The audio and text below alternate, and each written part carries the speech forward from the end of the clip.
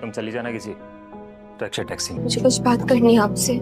मतलब उसको जरा भी शक नहीं हुआ कि सबकी उम्मीदें अपने शौहरों से बांध लेती। तरके वफा ड्रामे में अब आप लोग देखने जा रहे हैं। आखिर मरियम ने अपनी दादों के बात सुनकर अपने शौहर के पास वापस आ गई, लेकिन वापस आने के बाद सप्तेन उससे बिल्कुल भी बात नहीं कर रहा और वो अकेले सोफे पर बैठी होती है। यहाँ पर अनिला मरियम की नजरों में अच्छा बनने के लिए उसके पास आकर और उसके दिल का हाल जानने की कोशिश करेगी। यहाँ पर वो उसके दुख को समेटने की बहुत कोशिश करेगी कि मरियम को किसी भी तरह से शक ना हो कि ये सब कुछ मैंने किया है। यहाँ पर मरियम भी उसे कहेगी, अभी मुझे बिल्कुल भी नहीं पता नहीं किस तरह मेरी दवाई चेंज हो गई। जो मेडिसिन मैं रोज खाया करती थी मैं वही खाती थी, अब अभी पता नहीं किसी ने मेरी दवाई को चेंज कर दिया, मुझे क्या पता। ये बात सुनकर अनिला के पसीने निकल आएंगे, क्योंकि जो दवाई उसकी चेंज हुई है और किसने की है वो इंसान उसके सामने बैठी है। दूसरी तरफ सप्तेन मरियम के आने के बाद बिल्कुल भी खुश नहीं और बल्कि सप्तेन मरियम को लेने भी जाता है। लेकिन यहाँ पर मरियम जब सप्तेन के साथ आने के लिए तैयार हो रही होगी और अपना बैग जैसे ही उठाएगी तो उसकी हेल्प करने के लिए आसिफ उसके पास आ जाएगा। और यहाँ पर सप्तेन इन दोनों को इस तरह देखकर सप्तेन के दिल में शक पैदा होगा कि जिस तरह मरियम ने मेरे बच्चे को मारा है,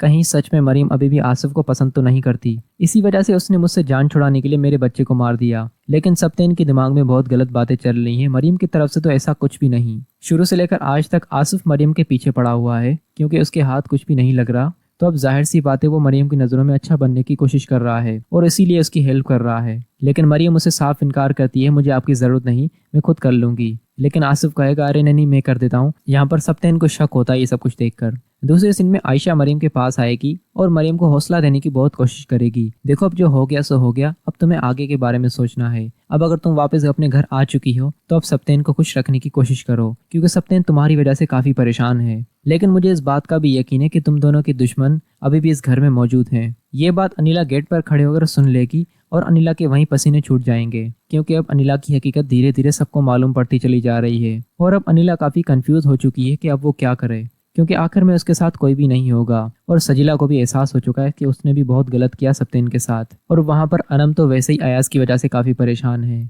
अयाज की दिन ब दिन हरकतें बढ़ती चली जा रही हैं, उसका सुधरने का कोई नाम नहीं। यहाँ पर अयाज ने एक और मसला क्रिएट कर दिया है, जहाँ पर उसके पास अनम 5 लाख रुपए देख लेगी। जब उससे सवाल करेगी तो उसके पास जवाब कोई भी नहीं होगा और बस वो बहाने कर रहा होगा।